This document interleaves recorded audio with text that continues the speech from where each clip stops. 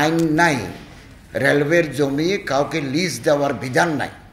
Special কনসিডারেশনে তিনি যে এটা মন্দির এবং মসজিদের জন্য জায়গা বরাদ্দ দিলেন, এটা বাংলাদেশে সাম্প্রদায়িক সম্প্রীতি এবং সৌহার্দ্যের এটা অনন্য নজির হিসেবে টিকে থাকবে।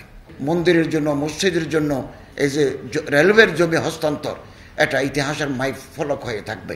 এবং আমি সবসময় বলি, আমার এই প্রিয় মাতৃভূমি বাংলাদেশ সাম্প্রদায়িক সম্প্রীতি সৌহার্দ্যের একটা রোল মডেল। ধর্মীয় প্রতিষ্ঠান, উপাসনালয়গুলো পবিত্রতা যারা নষ্ট করতে চায় তাদের কোনো ধর্মীয় পরিচয় নেই, তারা মূলত দুর্বৃত্ত, তারা ক্রিমিনাল। আমরা ক্রিমিনালদের কোনো প্রকার ছাড় দিতে প্রস্তুত নই। এবং আমার গোবিন্দবাবু যেটা বললেন যে বাংলাদেশ স্বাধীন হওয়ার পর থেকে হিন্দুদের অনেক জায়গা বেদখল হয়ে গেছে, আপনি শুনে অবাক হবেন। আমার মন্ত্রণালয়ের অধীনে একটা ওয়াকফ অ্যাডমিনিস্ট্রেশন আছে। বাংলাদেশের প্রতিটি উপজেলায় ধর্মীয় কারণে মহান আল্লাহর সন্তুষ্টি বিধানের জন্য কিছু বদান্য ব্যক্তি জমি দিয়ে গেছেন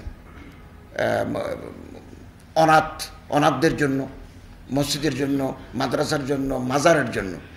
২৫০০ একর জমি, একেবারে দলিল করা জমি, ওয়াকফ এস্টেট এই দখল করে নিয়েছে। আমি বিভিন্ন জেলায় গেলে আমার অন্যান্য কাজের সাথে আমি ডিসি মহোদয়দের সাথে বসি, বড় বড় স্থাপনা। এদিন একটা নওগাঁতে ৫২ বিঘা উদ্ধার করেছি জমি, এবং সিলেটে ব্রাহ্মণবাড়িয়ায় এরকম একটা ভূমি, একটা বাড়ি, একটা বিল্ডিং, এটা আমরা ভাড়া পেতাম ১৮-১৯ হাজার টাকা। এটা দখল করে আমরা এখানে ১,৯০,০০০ পাচ্ছি। এই যে সনাতন ধর্মাবলম্বীদের একটা দেবোত্তর সম্পত্তি, এই মতিঝিলে বেহাত ছিল।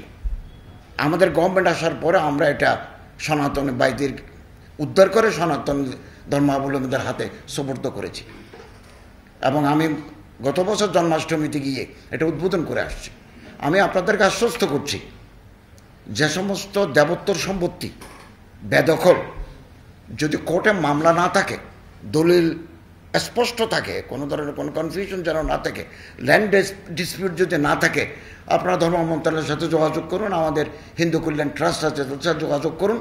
আমরা in cooperation with the local administration এই দেবোত্তর সম্পত্তি আমরা উদ্ধার করে দেব। আপনাদেরকে আমরা আশ্বস্ত করছি।